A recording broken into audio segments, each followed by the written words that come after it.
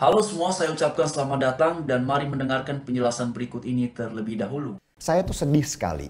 Kenapa orang yang saya percayai, saya bela supaya bisa memimpin negeri ini, bisa melakukan hal seperti itu. Saya awalnya menyangkal, kemudian saya marah. Dan lalu saya mencoba menghibur diri. Kemudian depresi. Dan akhirnya ketika Mahkamah Konstitusi mengetok palu meloloskan gugatan yang membuat Gibran punya peluang menjadi calon wakil presiden, saya itu sudah pada fase menerima semua. Mungkin banyak teman-teman ketika mendengar Mahkamah Konstitusi meloloskan Gibran, baru ada pada fase pertama dan kedua, yaitu menyangkal dan marah. Gak apa-apa sih, ikutin aja fasenya pelan-pelan. Tapi marah saya sebenarnya bukan marah kepada personal, baik itu kepada Jokowi ataupun kepada Gibran. Marah saya lebih kepada betapa bobroknya sistem hukum kita yang tadinya kagum akan jadi yang terdepan menghinanya ketika sudah tidak lagi berkuasa. Saya hanya mengingatkan, dan sudah banyak orang yang mengingatkan, Pak Presiden yang terhormat, sudahilah semua drama. Kembalilah pada porosnya. Cepat ambil langkah untuk redam ini semua. Sebelum terlambat dan api akan membakar ilalang kering yang mudah tersulut ketika ada yang memanfaatkannya. Duh, sayang sekali ketika nama baik yang dibangun dalam waktu hampir 10 tahun harus hancur karena kesalahan satu kali.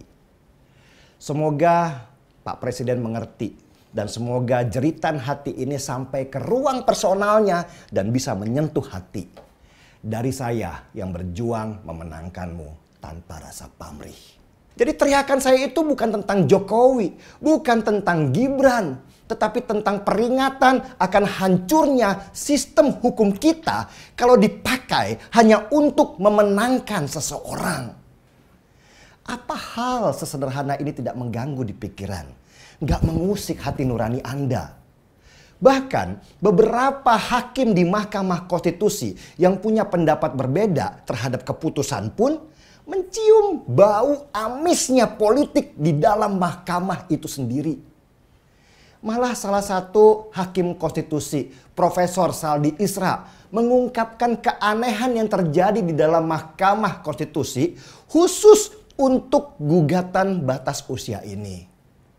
Kata Profesor Saldi, bulan September tanggal 19, Mahkamah Konstitusi sudah memutuskan menolak gugatan-gugatan itu. Pada waktu itu, Anwar Usman, Ketua Mahkamah Konstitusi yang juga iparnya Jokowi. Catat ya, iparnya Jokowi dan pamannya Gibran itu tidak ikut memutus perkara. Rupanya ada gelombang kedua. Dan dalam gelombang kedua, tiba-tiba Anwar Usman, Ketua Mahkamah Konstitusi, ikut-ikutan memutus perkara dan mengubah posisi para hakim yang tadinya menolak jadi mengabulkan.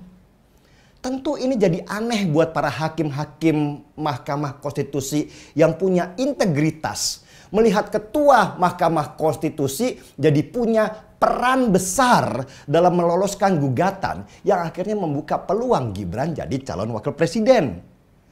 Para hakim aja heran, apalagi kita yang orang luar dan awam.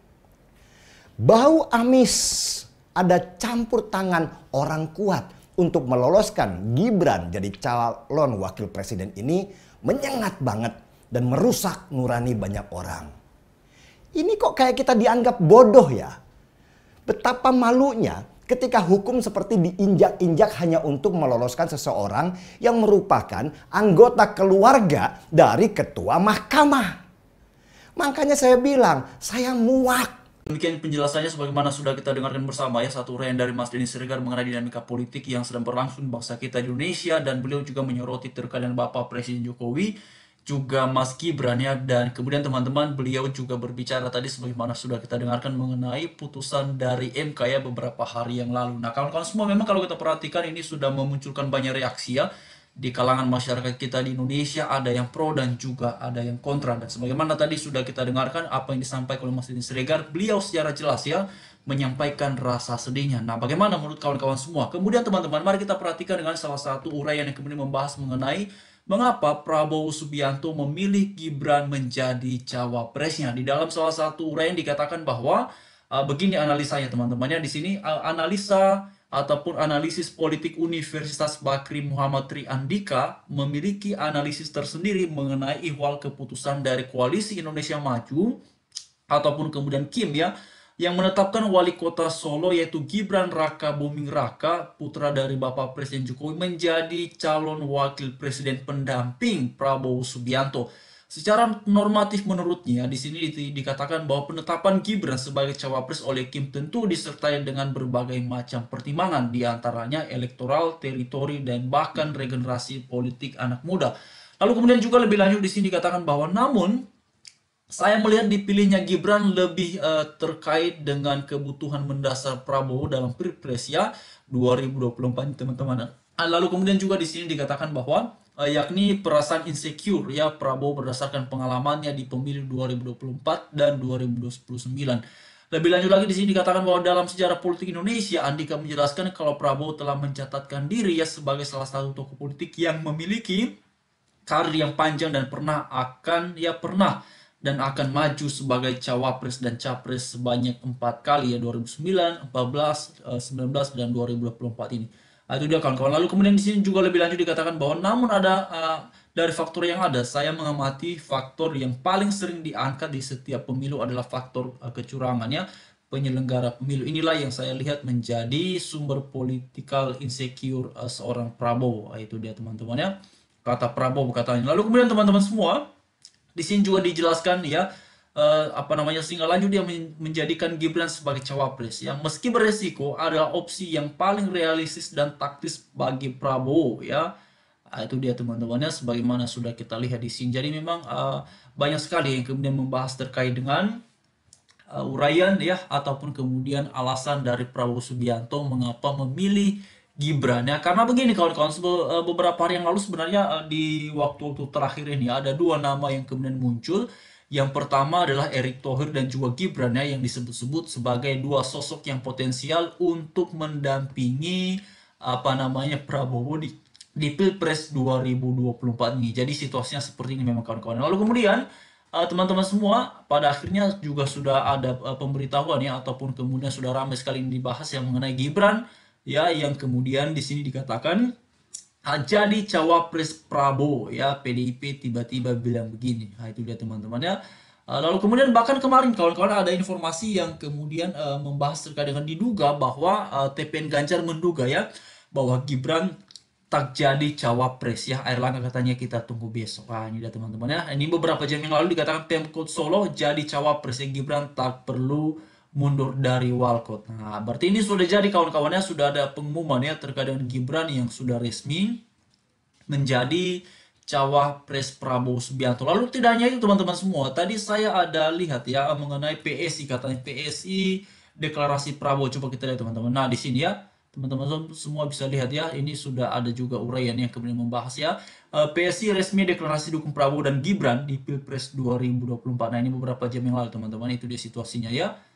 Itu dia Bapak Ibu, memang situasi politik yang berlangsung di bangsa kita di Indonesia demikian adanya ya, diwarnai dengan dinamikanya. Dan teman-teman semua, tadi kita juga sudah dengar ya satu uraian dari Mas Denny Siregar, dan memang beliau ini kawan-kawan semua kalau kita perhatikan ya, Mas Denny Siregar memang salah satu pegiat media sosial yang aktif ya, atau bahkan bisa dikatakan yang sangat aktif dulu di Pilpres 2014 ya dan 2019.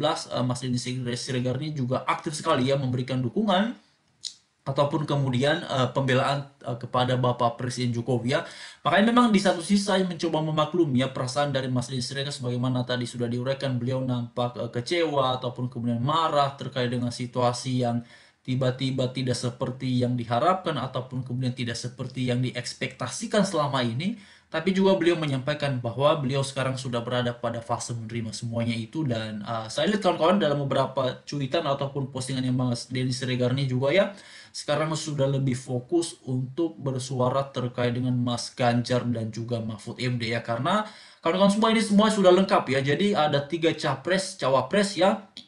Dan masing-masing wakilnya mereka ini sudah jelas ya, ada 3 capres ya. Ganjar, Prabowo, lalu kemudian Anies, dan masing-masing ketiganya sudah ada cawapresnya. Ganjar Mahfud, lalu kemudian Cak Imin, lalu kemudian ada apa namanya teman-temannya Gibran Rakabuming Raka ini.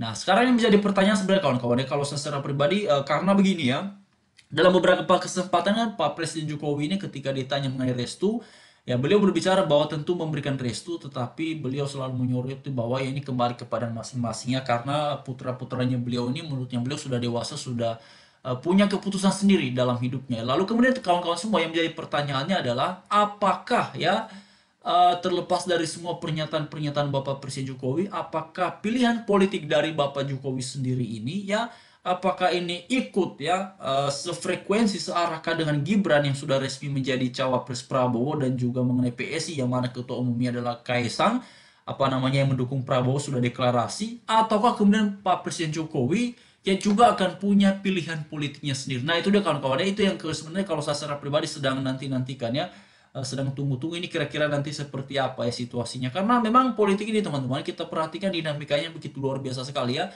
Namun terlepas dari semuanya itu, saya secara pribadi sebagai warga biasa ya, sebagai masyarakat biasa, tentu kawan-kawannya mari kita memilih pemimpin yang punya jejak yang kemudian bisa kita anggap adalah sosok yang sungguh-sungguh peduli terhadap kemajuan bangsa kita Indonesia ya.